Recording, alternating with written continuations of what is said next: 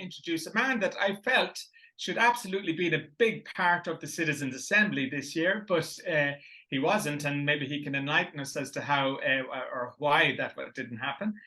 But I'm very delighted to welcome Dr. Garrett McGovern, addiction specialist, and a man who's been decades around the issues of addiction. So welcome, Gareth. We have you Thanks, back Stephen. again. Happy to be here. Yeah.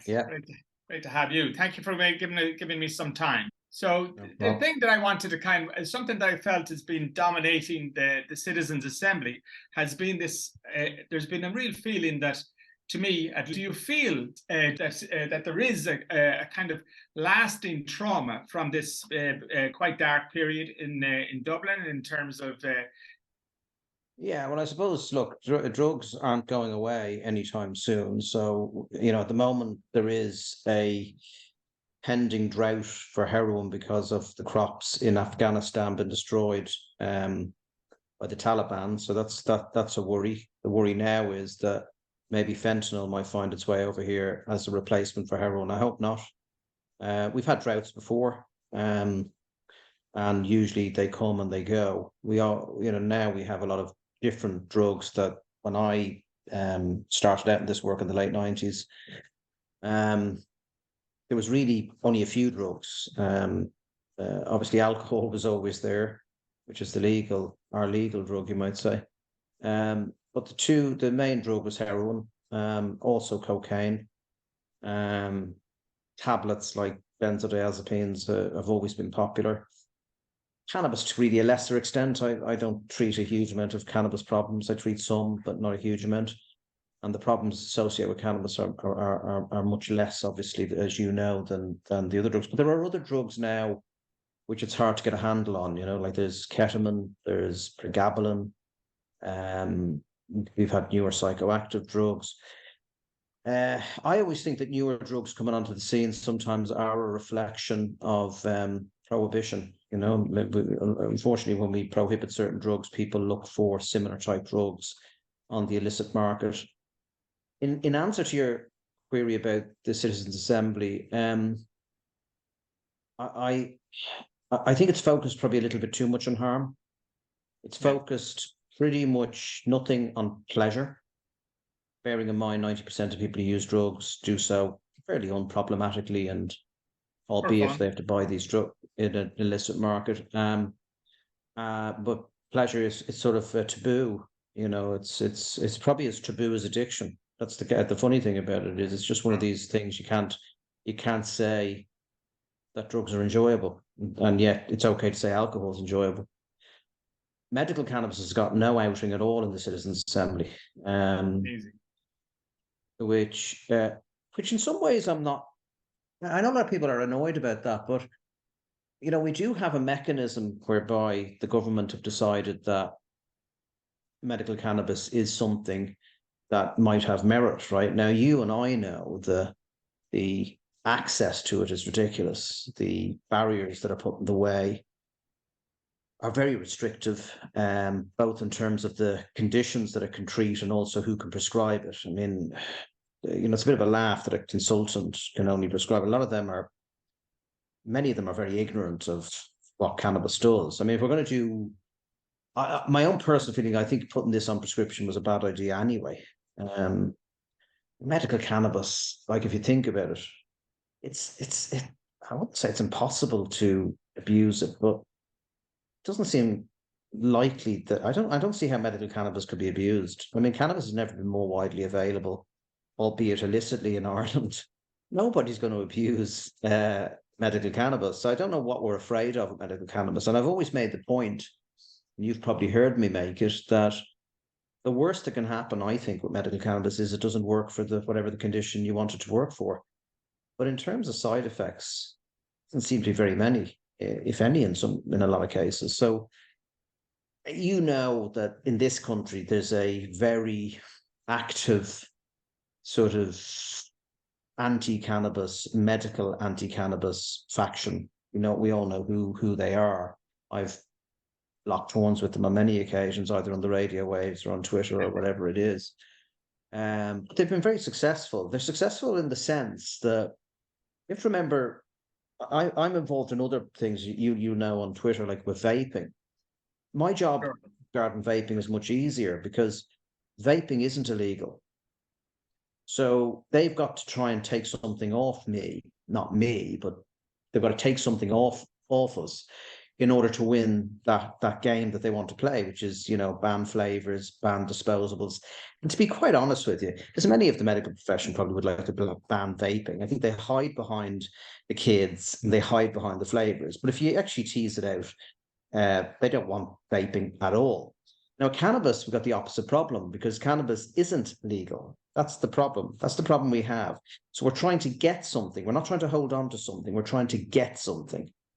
And it seems to me, I don't know if you've been watching the Citizen Assembly. I haven't watched an awful lot of it, and I wasn't invited to contribute in any way. Wow. I don't know why.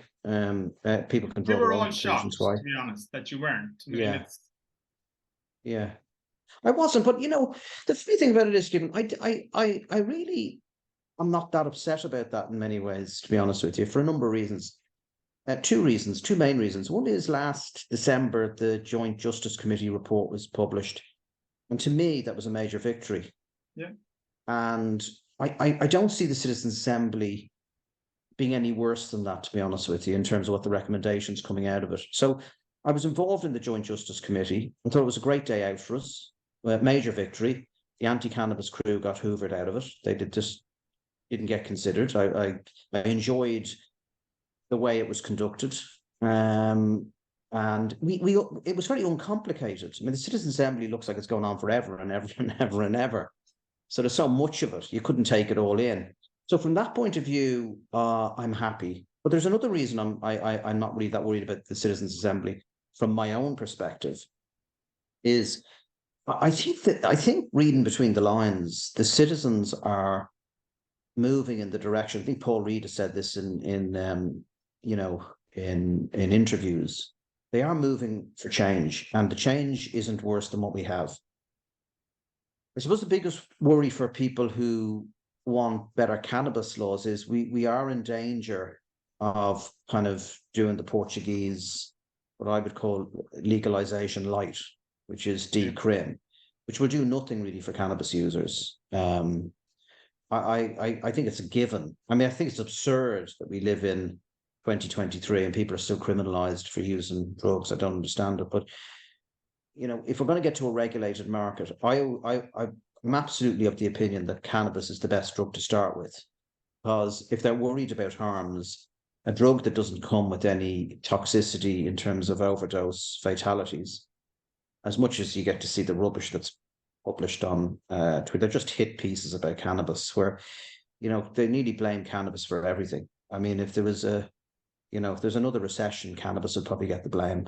I mean, it gets the blame for absolutely everything. I mean, there are some people on Twitter which they would just publish any studies that verify their opinion. Now, we're all guilty of this to a certain extent. Sure. The only difference is that the pro-cannabis group will usually publish studies that actually have validity to them. The other ones are just rubbish. I mean, if you don't like I always say about cannabis is if you want cannabis to be harmful, and I actually believe some people want cannabis to be harmful. I don't know why. Yeah. You'll find harms in it. You'll go out of your way to find harms. You'll always find a study that will back your position.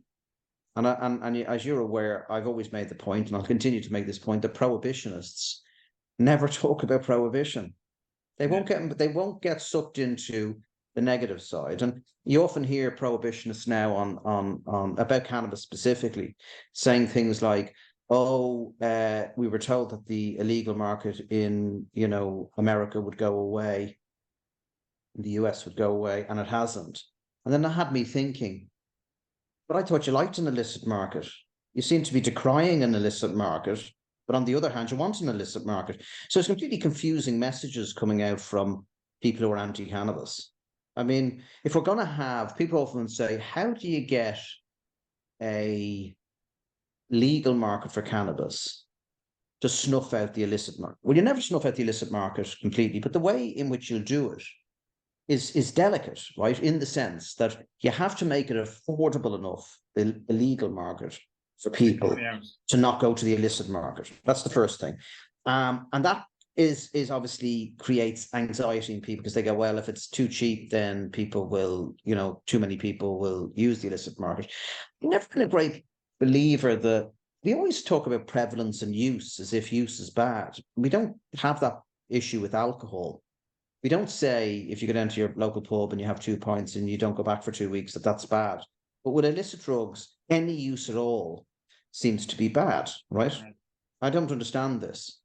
Can I just interject there, and with the fact that there was some serious omissions, in my opinion, in what's happened. And I watched all of the Citizens Assembly, all of the 120 speakers, and while there was lots of things to be really positive about, and you came away feeling kind of positive, and but then every now and again there'd be a clangor with somebody, thinking that stop and search is a good idea. The police generally were performed pretty poorly, I would say.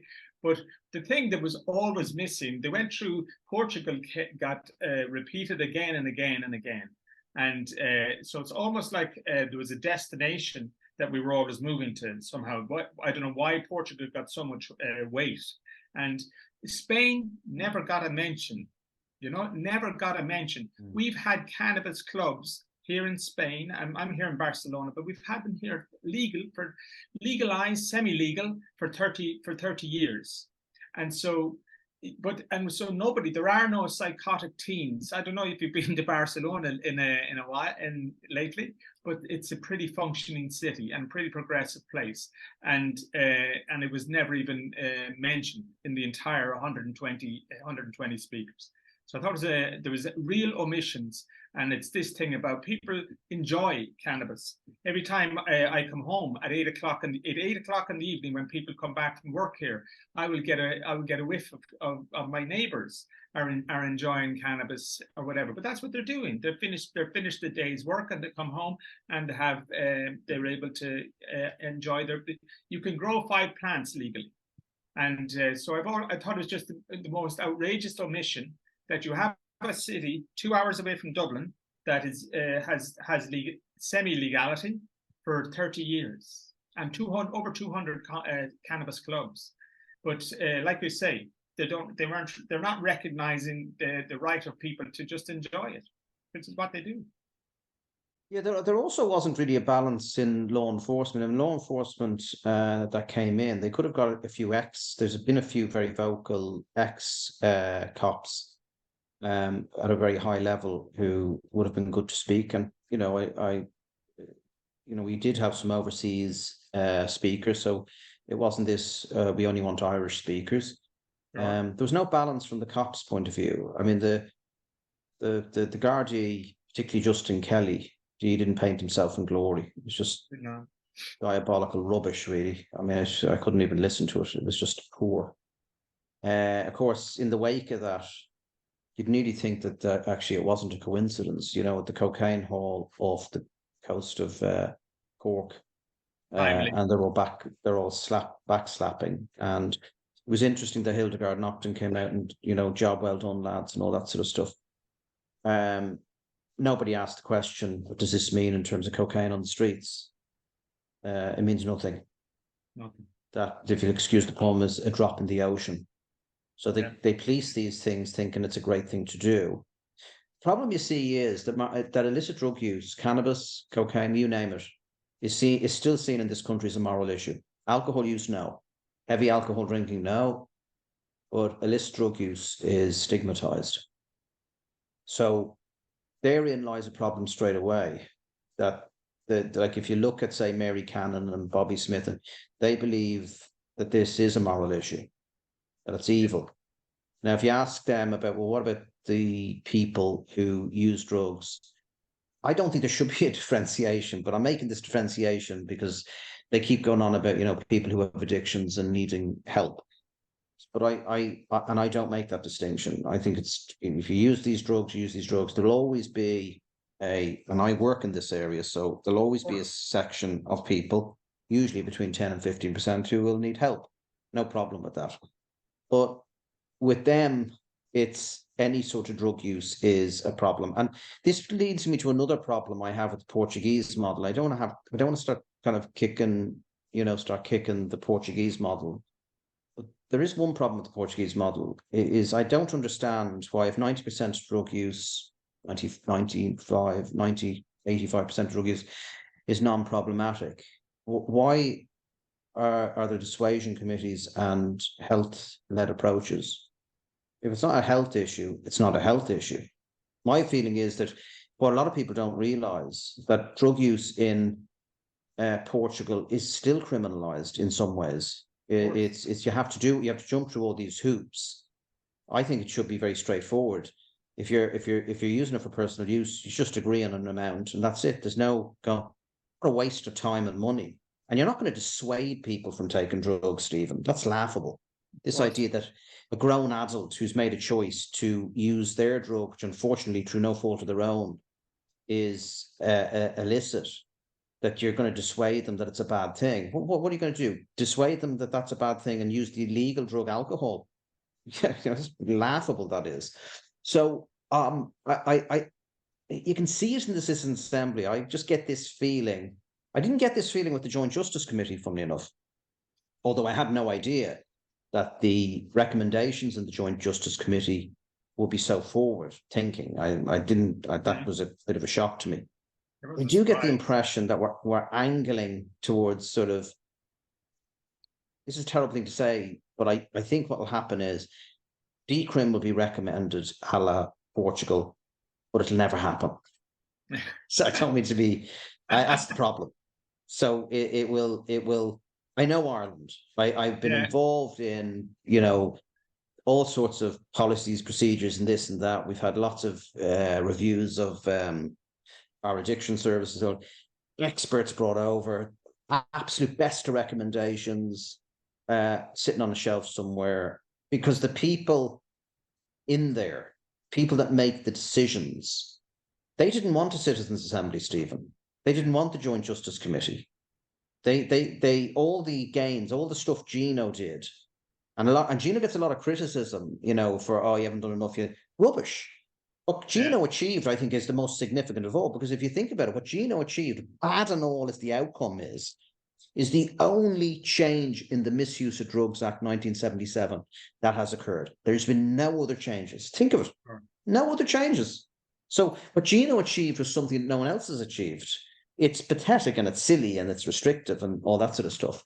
But really, you can see where the government are angling towards. They're angling towards keeping the status quo the way it is. A lot of it has to do with the destination was there. It's like a preordained thing, and recommendations. Leo even came out himself and he said, "Look, we'll have a look at the recommendations, but what does it? We don't. It doesn't mean that anything will be enacted. It doesn't mean that it'll. So, well, in that case, then why have a Citizens Assembly? Exactly.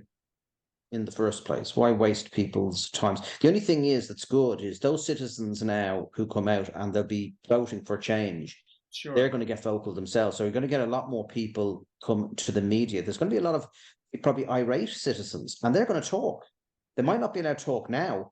Once this is over, right? It's like a jury on a murder trial. Once it's all over, they're going to be mouthing to the media.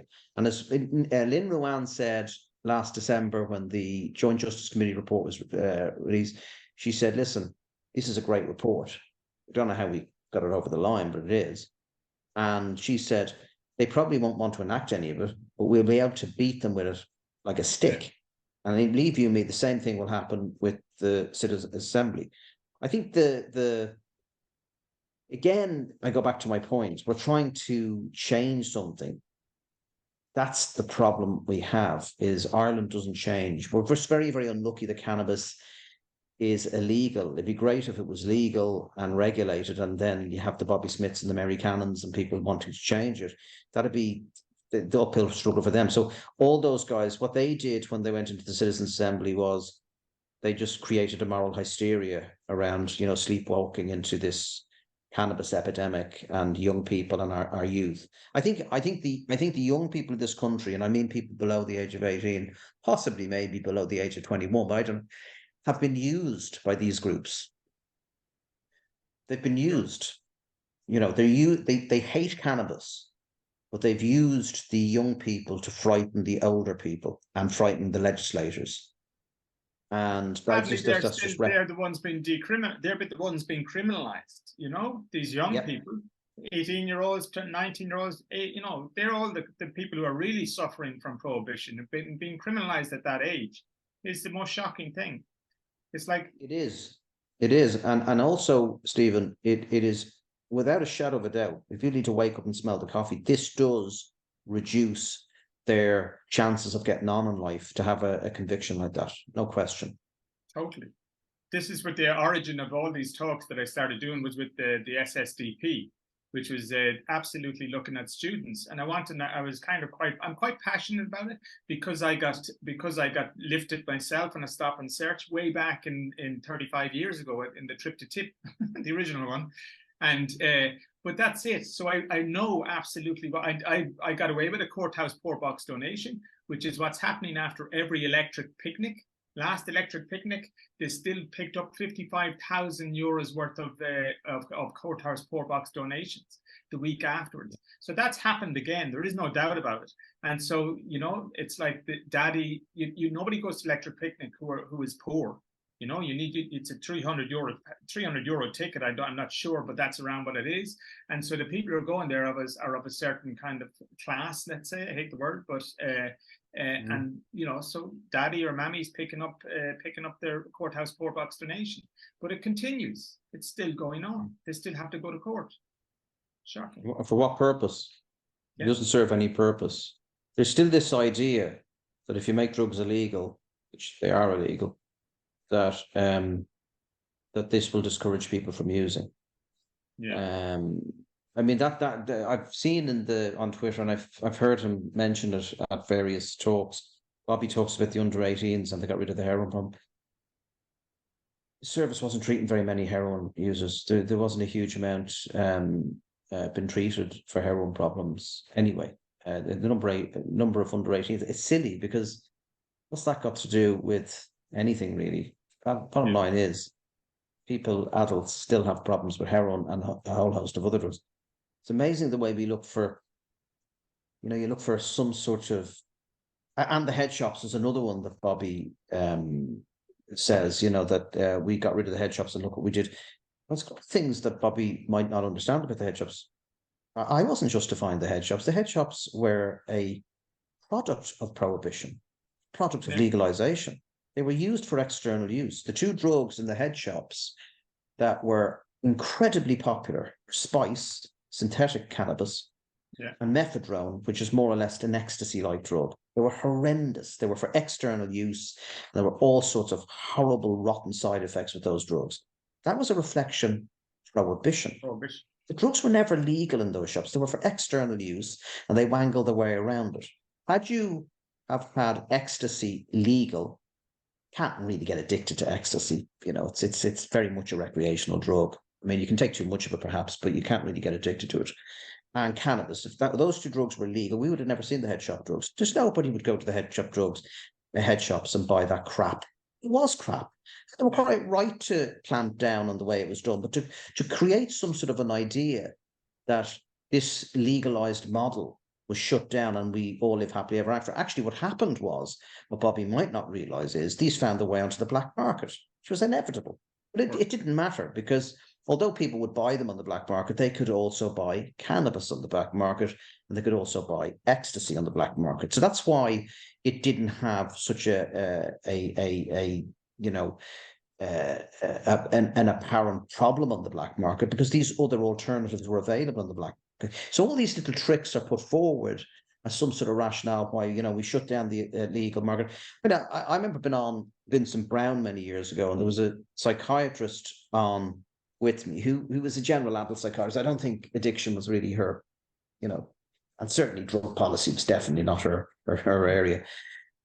But she came out with the line in the middle of it about oh, this one, they always throw this one out. We have a legal drug, alcohol causes more problems than the other drugs. And I said to her, I turned to her, I don't know if you can get it on YouTube, or I don't know if it's still available, but I turned to her and said, you're not suggesting we make alcohol illegal. Because if you think the drug wars is bad, it wouldn't even touch the alcohol wars. Alcohol by far is the most popular drug. And if you made that illegal, we would live in a lawless world, essentially, as a result of making that legal. So I can't believe that she would come out with rubbish like that.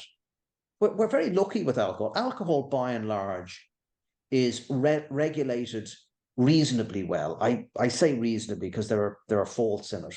Sure. But I think a lot of it is cultural as much as anything else. At least you can go down to your shop and buy a drink for yourself, or you can go to a pub or whatever it is, and without harassment, you can sit down and take the psychoactive drug. A lot of people don't realize this is a drug. This has modes of action in the brain and has effects and has ill effects. Not much different than the other drugs, but it might be a different drug. The principle is the same. People seem to think because you drink this drink and because it's legal, that in some way it isn't a drug. But you don't get harassed. Maybe through your own experiences and through many of the people we've worked with in an advocacy capacity over the years, what this has meant. You only have to look at Alicia Marr and look what happened to her, where she had to go to get treatment for her condition. Martin, what he's had to put up with, and a whole host of others who have just been harassed by law enforcement. For what? Yeah. There's nothing health-led about any of that. There's nothing compassionate about any of that. It's this Harry Anslinger nonsense. Synthetics are still a massive issue because we still have prohibition, and the latest kind of bad things that is happening, certainly around cannabis space, has been the advent of synthetics and spraying, like I said, spraying cannabis. So it's already unhealthy, and so far from a health-led approach, it's like the antithesis of a health-led approach is prohibition. It's the most obvious thing in the world. It's like I keep on going back to, they're like 30 years here. It's like it's 200 clubs. People in, Ireland has nothing to fear. 200 clubs has been operating for 20 years, and it's regulated in the sense that it's you can't go in there under 18. You can't promote. They can't promote. They have to have ventilation. There's a bunch of conditions on running a social club, a cannabis social club, and there is nothing to fear. Ireland has nothing to fear. You see, what Spain did was Spain reassured the public that when they wake up the morning after this is legalized, the sky will not have fallen in. Yeah. That's really what Spain did. They said, we're going to do this because it's pragmatic. On a number of levels, it's pragmatic, both from an economic point of view and from a health point of view and from a compassionate and stigma point of view. It's the way to go.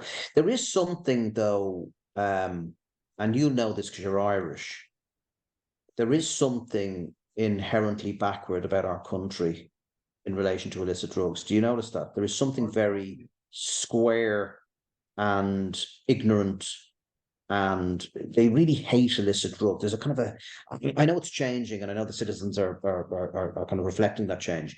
But when you hear people talking, I remember a number of years ago, and I don't know if you remember this, it must have been 7-8 years ago, possibly even 10 years. Well, it was definitely after Ming's bill.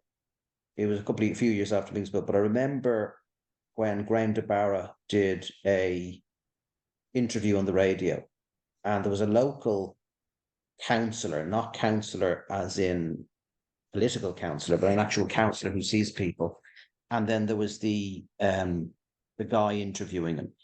And the way Graham was sort of spoken to on that radio show was just sickening. It was despicable. They kept asking him, have you used? And Graham was merely trying to do an educational piece.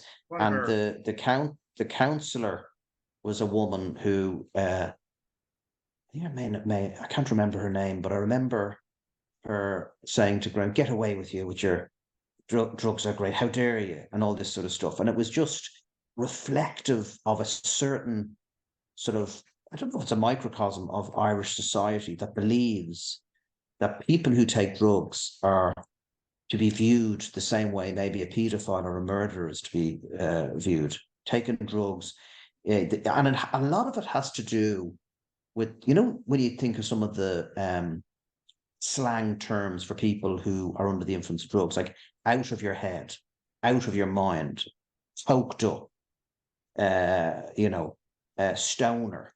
A lot of it is reflective of that idea that in some way people who use drugs, not alcohol, of course, but people who use drugs are in some way mentally unstable. And that really is hard to penetrate through that. And a lot of it has to do with ignorance, and also a lot to do with it hasn't darkened my door. Therefore, I'm allowed to have this view.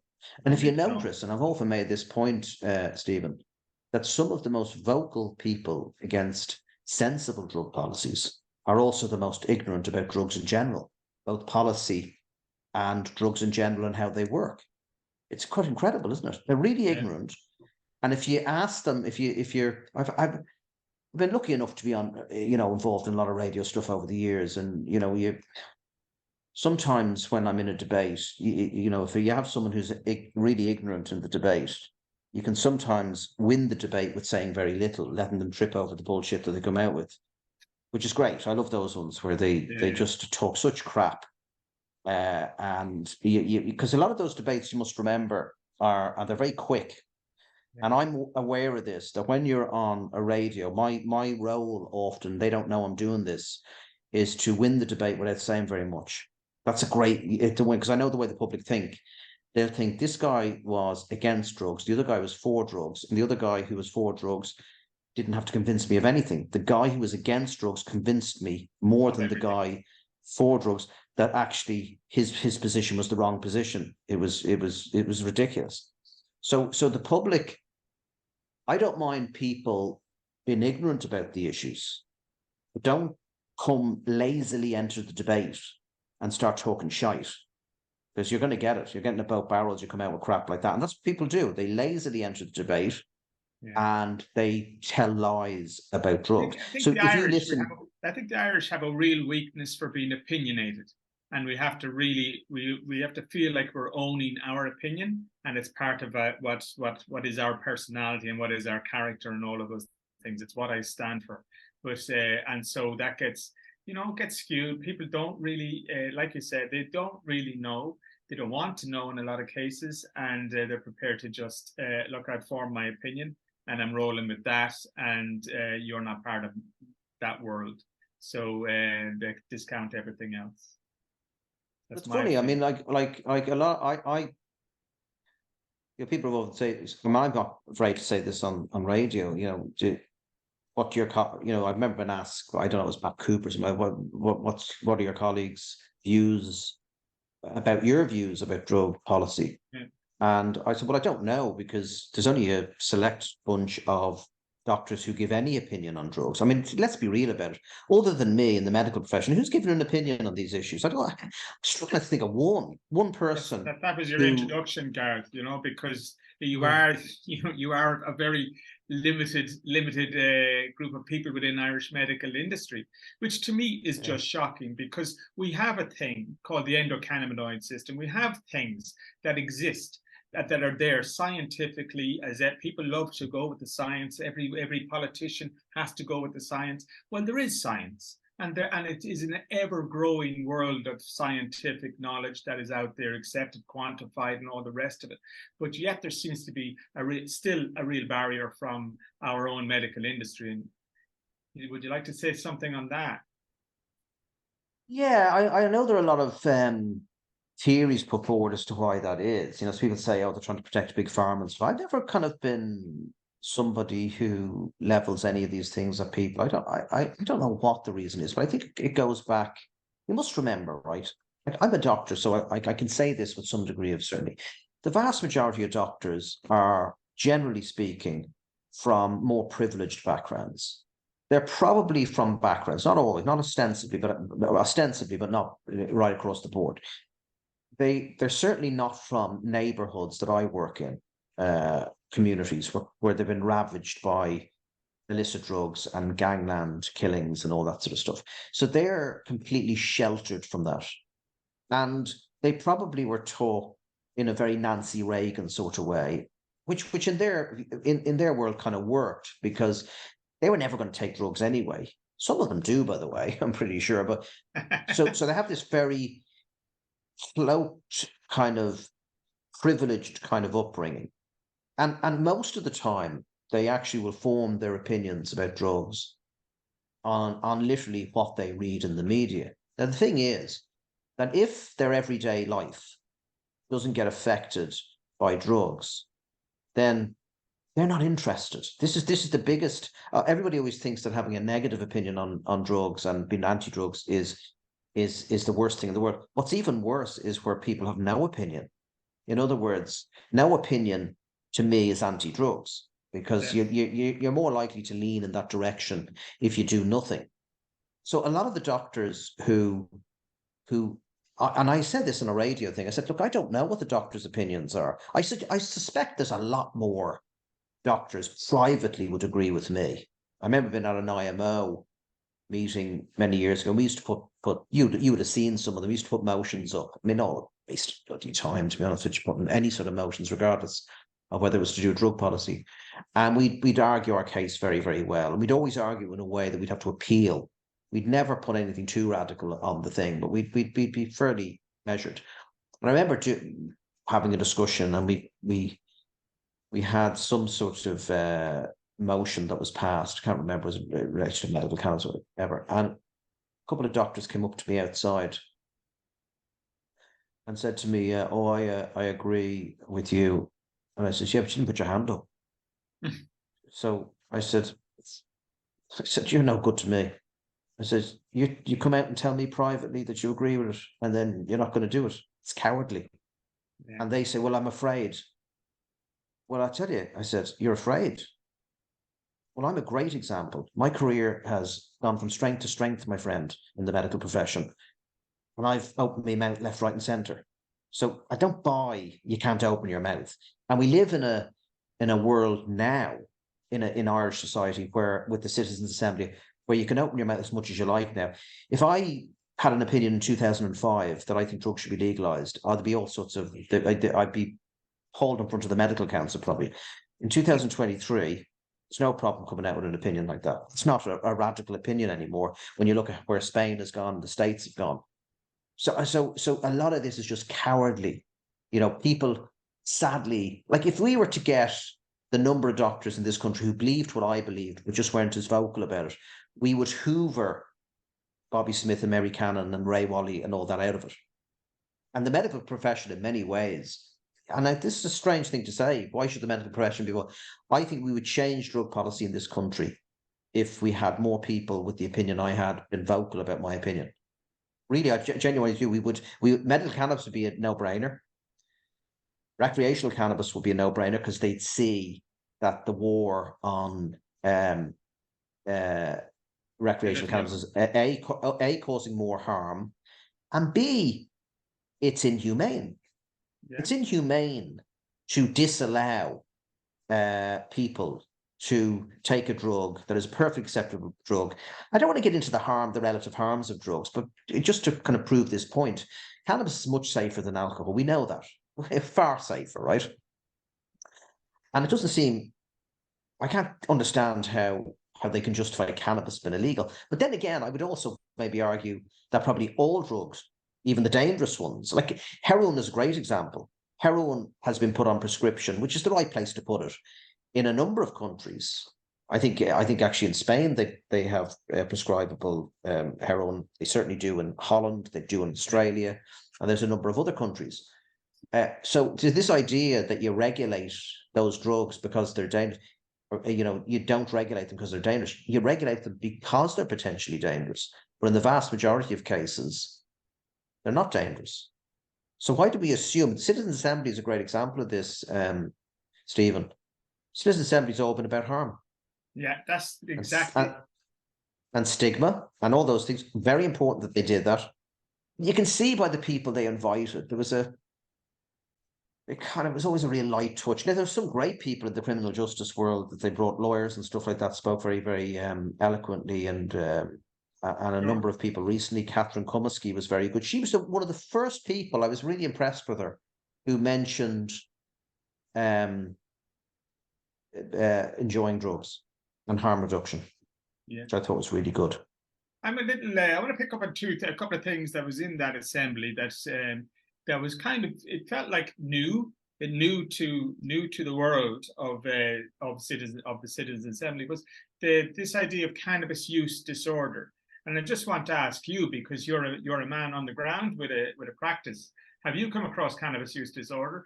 This vomiting thing and so like there was a lady from I don't doubt that this didn't happen, which was from the emergency departments of the matter, and she was saying that they've had some, like, it just gets left out there, like here's a really bad situation, and that can happen. So have you had any kind of serious manifestation? Okay, so I heard that one about the thing. I mean, cannabis is an antiemetic. It's one of its indications is vomiting associated with chemotherapy. So cannabis, by and large, prevents vomiting. I've heard so many of the anti-cannabis crew come in with anecdotes. To me, you can put anecdotes in the bin, no interest in them, because they're not proof of anything. They're unverifiable anecdotes that are designed usually to scare people. There's no other function. I remember hearing that guy, he was on the health committee, Party, I think his name was, and he said, I have two brothers who came to me in my GP practice, and their lives were ruined by cannabis.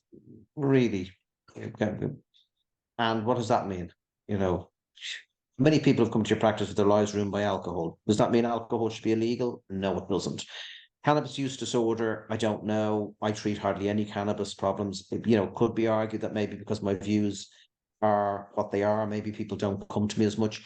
I don't see an awful lot of adults having a problem with cannabis. I do see a bit of it in conjunction. I don't really have any problem. You can put labels on things all you like. There's no doubt about it. There are some people who take too much cannabis, and unfortunately, the negative outweighs the positive. We shouldn't be afraid of that, Stephen. It's no problem. We're in the minority, but the cannabis use disorder thing, I have a big problem with the numbers that have been extrapolated by Bobby Smith about the number of people in Ireland suffering from this so-called condition. That's invented. There's no figures, and I'm also very skeptical of any research. I have to say this. I mean, I'm glad now you brought this up.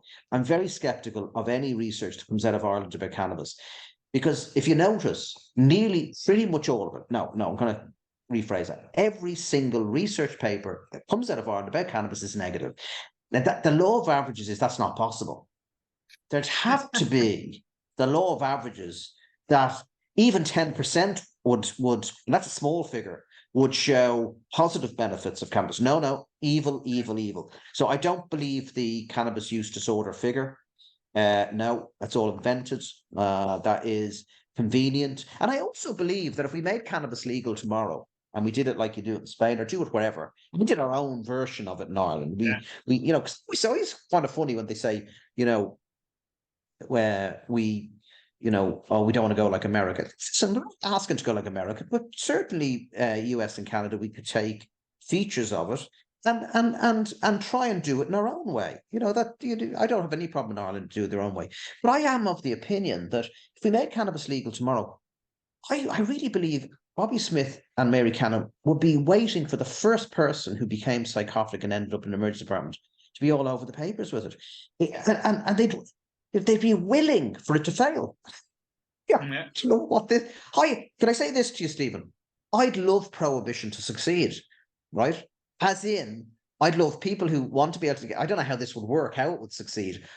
Less people getting harmed.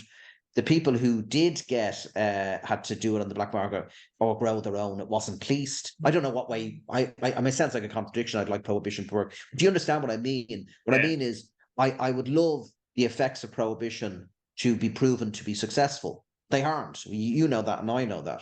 But I honestly believe that if it went the other way, the other crew would be willing for it to fail.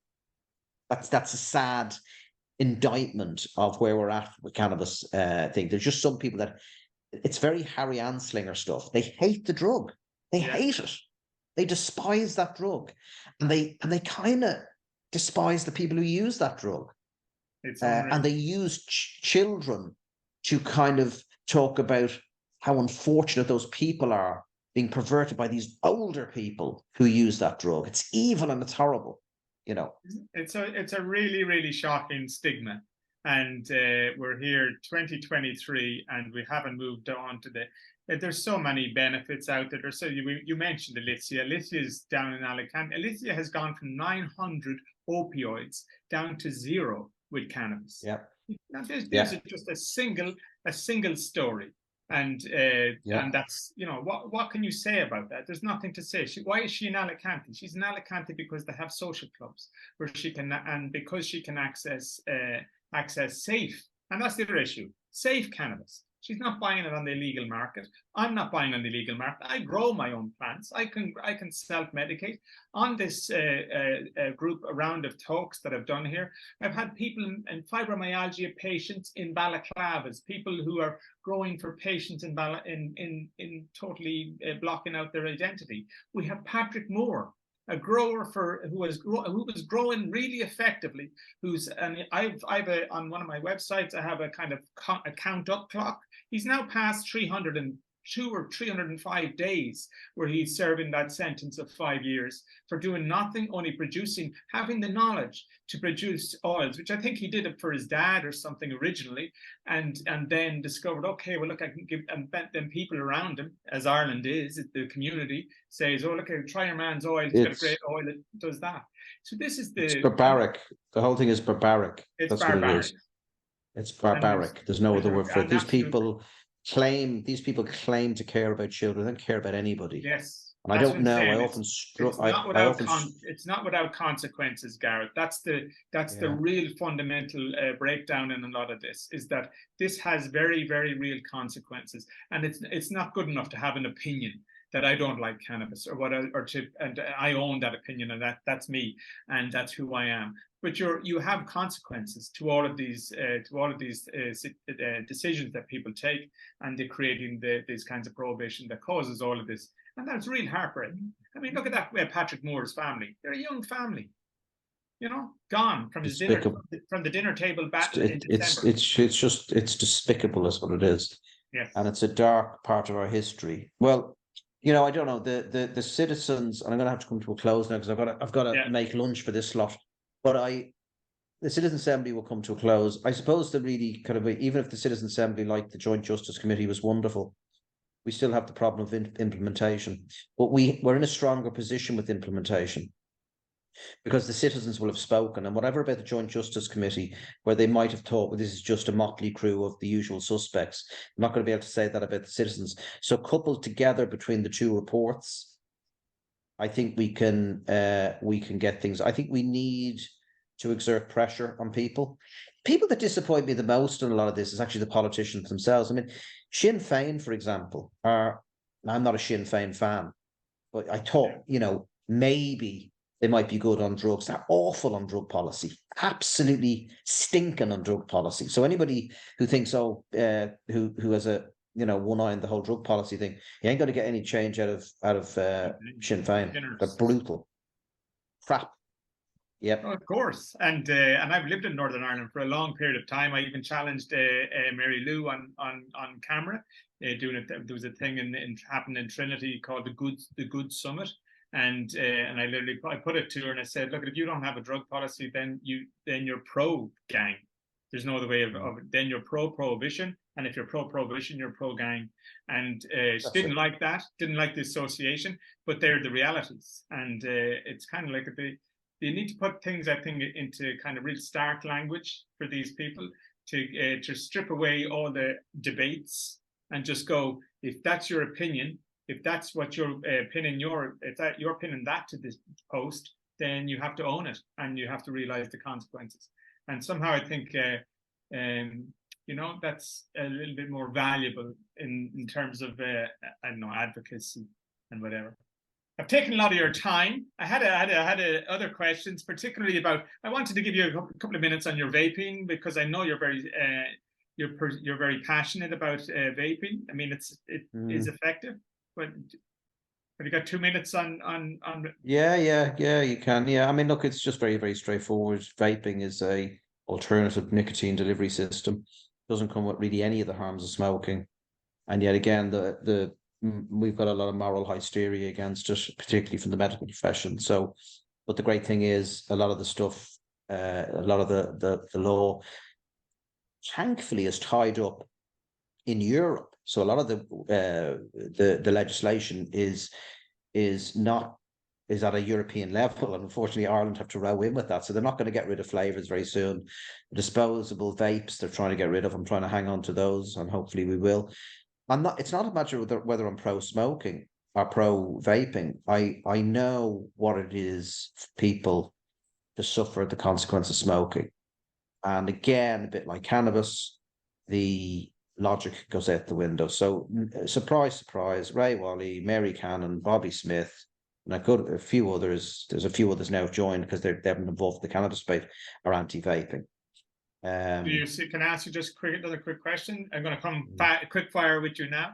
But do you see it as a kind of similar exit? Do you see cannabis in a similar exit way that vaping can be an exit away from nicotine?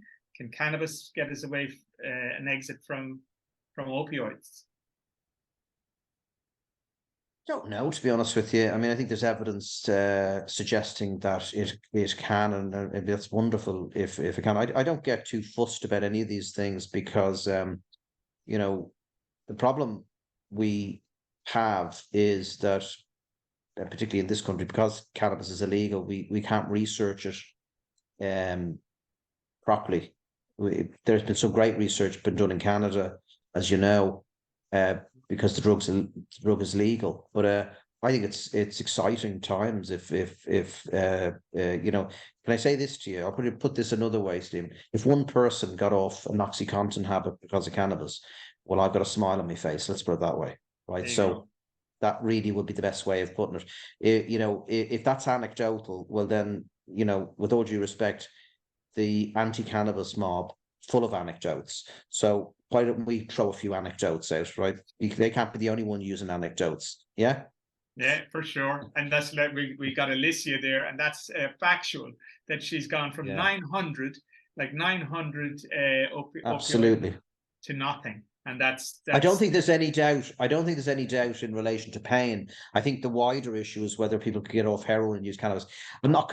You have to remember, Stephen, that the people that I treat in marginalised communities, it's not a simple matter of coming off heroin and moving on to cannabis. The reality of it is, it's got so many social determinants that are going on there: trauma, you know, lack of opportunities, poverty, homelessness, so much going on.